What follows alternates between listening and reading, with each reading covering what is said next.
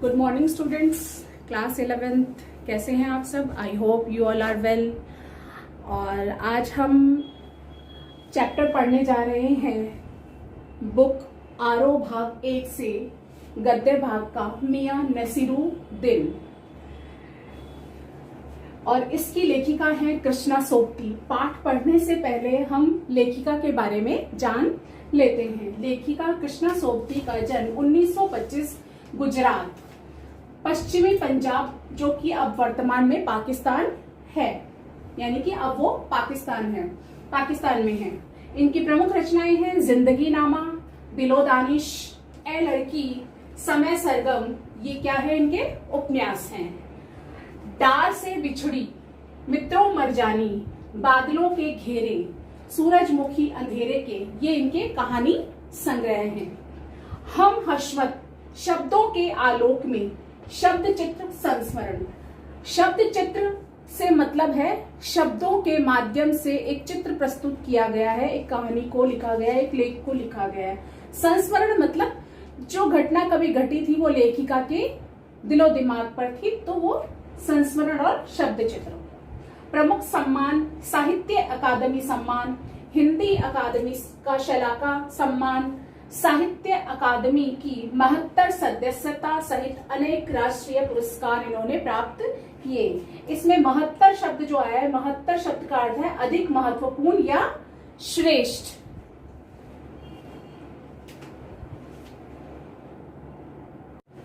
पाठ परिचय। अब हम इसका पाठ परिचय देखते हैं। मियां नसीरुद्दीन शब्द चित्र हम हशमत नामक संग्रह संस्मरण से लिया गया है।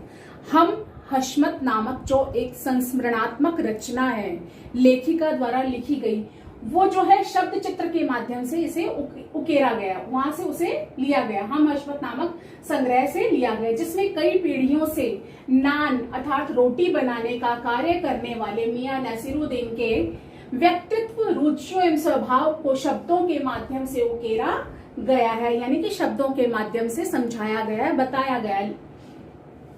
मियां नसीरुद्दीन रोटी पकाने की वर्षों से चली आ रही अपने परिवार की परंपरा व उसमें उनकी निपुणता को प्रकट करते हैं। वे ऐसे व्यक्तियों का भी प्रतिनिधित्व करते हैं जो अपने रोजगार को कला के समान मानते हैं और श्रम पूर्वक सीखने को ही वास्तविक रूप में असली हुनर मानते हैं। और पाठ का सार हम इन बिंदुओं के आधार पर अब पढ़ेंगे या समझेंगे। पहला बिंदु है मियां नसीरुद्दीन की लेखिका से मुलाकात, यानी कि लेखिका से जब उनकी मुलाकात हुई तो क्या क्या बातें हुई। मियां नसीरुद्दीन का अपने खानदानी पेशे पर अभिमान, कि उन्हें अपने जो उनका रोटी बनाने का, नान बनाने का जो खानदानी पेशा था उस पर उन्हें अभिमान था। फिर तीसरा है रोटी बनाने की कला सीखना, यानी कि ये भी एक आर्ट है जिसे सीखना चाहिए। खानदानी बड़प्पन का गर्व, कि हमारा खानदानी पेशा है, ये खानदानी, तो उन्हें इस चीज का गर्व था।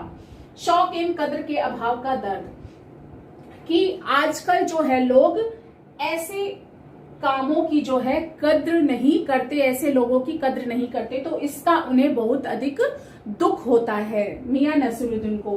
तो पहला है मियां नसीरुद्दीन से लेखिका की मुलाकात। तो लेखिका जब एक दिन जामा मस्जिद के निकट पुराने मटिया महल के गढ़ैया मोहल्ले से गुजर रही थी, तो वहां उसने एक साधारण सी दुकान पर जो है ढेर सारा आटा गूंथते हुए देखा। उसे लगा कि शायद यहाँ पर सिवैयां बन रही होंगी या सिवैयां बनती होंगी, लेकिन नहीं। उसके पूछने पर पता चला कि यहाँ पर जो है नान अर्थात रोटी बनाने वाले के मसीहा कहे जाने वाले 56 प्रकार की रोटियां बनाने में माहिर मियां नसीरुद्दीन नान बाई की दुकान थी, और मियां अंदर ही चारपाई पर बीड़ी के दम ले रहे थे, यानी कि वो अंदर लेटे लेटे चारपाई पर लेटे लेटे बीड़ी पी रहे थे। जब लेखिका वहां से गुजरी तो उसे लगा कि इतना सारा आटा देखकर कि शायद यहाँ पर सिवैयां बनती होंगी, लेकिन बाद में पता चला कि यहाँ पर जो नान बाइयों के मसीहा, यानी कि जो 56 प्रकार की रोटी बनाने में माहिर थे नान बाई मियां नसीरुद्दीन, उनकी यह प्रसिद्ध दुकान थी, यहाँ पर प्रसिद्ध दुकान है। अब है दूसरा, मियां नसीरुद्दीन का अपने खानदानी पेशे पर अभिमान। मियां नसीरुद्दीन को रोटी बनाने, खानदानी पेशे पर, अपने जो रोटी बनाने का जो उनका खानदानी पेशा यानी कि पुश्तों से चला आ रहा था ये काम, उनके पिताजी ने किया, उनके पिताजी के पिताजी ने किया ये काम, तो क्या पूरे काफी टाइम से, पुराने समय से चला आ रहा था। तो क्या था, ये उनका खानदानी पेशा था यानी खानदानी काम था। और लेखिका द्वारा जब यह पूछा गया कि इतने प्रकार की रोटियां बनाने की कला कहाँ से सीखा, तो उन्होंने बहुत ही बेपरवाही अंदाज में कहा कि नान बाई का काम तो कई पुश्तों से उनके घर में चला आ रहा है। लेखिका ने जब यह पूछा कि भाई आप लोगों ने यह काम कहाँ से सीखा, तो बिल्कुल ही बेफिक्री से जवाब दिया उन्होंने, मियां नसीरुद्दीन ने, कि यह काम तो हमारे यहाँ पुश्तों से चला आ रहा है, यानी कि पुश्तैनी काम है हमारा ये।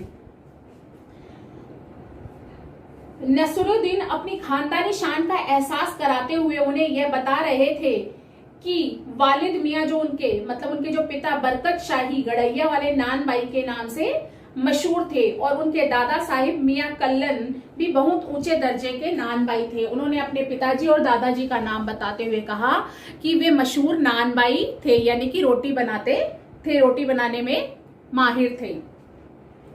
अब है तीसरा पॉइंट, रोटी बनाने की कला सीखना, यानी कि रोटी बनाना भी एक आर्ट है, एक कला है जिसे सबको आना चाहिए, जिसे नहीं आता उसे सीखना भी चाहिए। तो लेखिका के द्वारा जब मियां नसीरुद्दीन ने उनके पिता व दादा से मिली सीख के विषय में पूछा, तो वो बोले कि सच्ची लगन और मेहनत से इसे सीखा जाता है, यानी कि जब आप में सीखने की लगन हो और आप उससे मेहनत से सीख सकते हो, तभी यह काम सीखा जाता है। जैसे कि पढ़ाई करने के लिए शुरू से आपको अ से अनार सीखना पड़ता है, पहले उससे जुड़े हुए, मतलब कि आपको जब काम सिखाने के लिए बोला जाता है, रोटी बनाने के लिए, नान बनाने के लिए, तो पहले उससे जुड़े छोटे छोटे काम करवाए जाते हैं। ऐसा नहीं कि सीधा रोटी बनाने के लिए बता दिया जाता है आपको, पहले बर्तन धोने भी पड़ते हैं, वहां पर जगह भी साफ करनी पड़ती है, और छोटे मोटे काम बहुत सारे होते हैं जो सभी काम आपको पहले करने पड़ते हैं। मियां नसीरुद्दीन अपनी बात स्पष्ट करते हुए कहते हैं कि उन्होंने भट्टी बनाने से लेकर आंच देने, बर्तन धोने और छोटे छोटे काम किए हैं, या जो भी है गली गली जाकर के जो अपना सामान भी उन्होंने बेचा है। तो वो कहते हैं कि सीधा नानबाई नहीं बन गए थे वो, मतलब कि रोटी बनाने में माहिर नहीं हो गए थे, उन्होंने सब कुछ सीखा है। उन्होंने भट्टी को आंच देना यानी कि जलाना, उसे लीपना, बर्तन मांजना और गली गली जाकर सामान बेचना, ये सारे छोटे मोटे काम उन्होंने पहले किए हैं, तब जाकर के वो ये काम कर पाए हैं। अब है खानदानी बड़प्पन का गर्व। लेखिका जब नान बाइयों के विषय में पूछती है तो मियां नसीरुद्दीन उन्हें बताते हैं कि वहां और भी नान बाई जरूर हैं, किंतु खानदानी नहीं है, यानी कि सिर्फ जो है उन्हें इस चीज का बड़प्पन का एहसास है कि जो और भी जो नान बाई हैं, रोटी बनाने वाले हैं, वो खानदानी नहीं है। उन्होंने तो खाली ठीक है जी देखा देखी में अपना काम शुरू कर लिया। हम लोग जो है वो हम खानदानी नान बाई हैं, यानी कि रोटी बनाने वाले हैं। और एक बार उन्होंने बताया कि बादशाह सलामत ने उनके बुजुर्गों से कहा कि ऐसी चीज बनाई जाए जिसे देखकर बादशाह ने खूब पसंद किया, बनाई मतलब, और उसकी प्रशंसा अपने पूर्वजों की, उसके लिए अपने पूर्वजों की प्रशंसा करते हुए कहते हैं कि खानदानी नान बाई तो कुएं में भी रोटी पका सकता है। यानी कि उन्होंने कहा कि उनके जो पूर्वज थे, बादशाह ने उन्हें एक बार कहा कि ऐसी चीज खिलाओ कि जो हमने कभी ना खाई हो। तो उन्होंने, उनके जो पूर्वज थे, उन्होंने ऐसी चीज बनाई।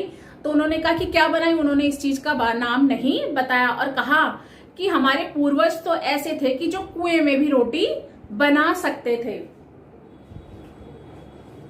और जब वह उनसे पूछती कि उनके बुजुर्ग जो है कौन से बादशाह के यहाँ काम किया करते थे, तो वो इस बात को टाल जाते हैं। इसलिए टाल जाते हैं क्योंकि उन्हें खुद नहीं मालूम कि उनके बुजुर्ग कौन से बादशाह के यहाँ काम किया करते थे, काम किया भी करते थे या नहीं किया करते थे, वो सिर्फ एक ढींग ही हाँक रहे थे।